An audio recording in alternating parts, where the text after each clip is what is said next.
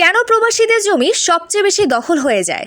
আপনি কি জানেন বাংলাদেশের সবচেয়ে বেশি জমি দখলের শিকার কারা? উত্তরটা হচ্ছে প্রবাসীরা। কিন্তু কেন? আজকের এই ভিডিওতে আমরা জানবো প্রবাসীদের জমি কেন সবচেয়ে বেশি দখল হয়ে যায় আর কিভাবে আপনি নিজেকে নিরাপদে রাখতে পারেন। প্রথম কারণ হলো সরাসরি উপস্থিত না থাকা। জি, এই কারণটি হচ্ছে সবচেয়ে বেশি গুরুত্বপূর্ণ।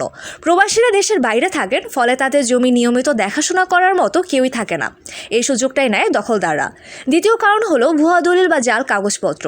অনেক সময় প্রতারকরা জাল দলিল তৈরি করে জমি নিজেদের নামে নিতে চেষ্টা করে। প্রবাসীরা দূরে থাকায় বিষয়টা তারা দেরিতে জানতে পারেন। তৃতীয় কারণ হলো আত্মীয় স্বজনের বিশ্বাসঘাতকতা।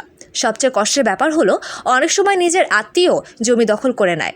বিশ্বাস করে জমি দেখাশোনার দায়িত্ব দেওয়া হলেও পরে সেই জমি হাতছাড়া হয়ে যায়। চতুর্থ কারণ হলো সঠিক রেকর্ড আপডেট না করা।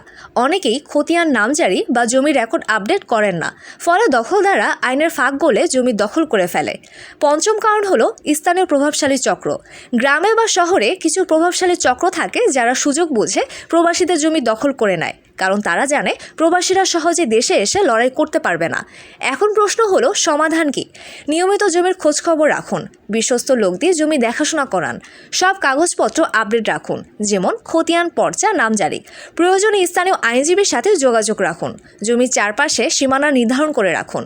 শেষ কথা, প্রবাসী থেকে কষ্ট করে টাকা রোজগার করে জমি কিনলেন, আর সেই জমি যদি দখল হয়ে যায় তার চেয়ে কষ্টের কিছুই নেই। তাই সচেতন হন, নিরাপদে থাকুন। এই ভিডিওটা শেয়ার করুন যেন অন্য প্রবাসীরাও সতর্ক হতে পারে। ধন্যবাদ।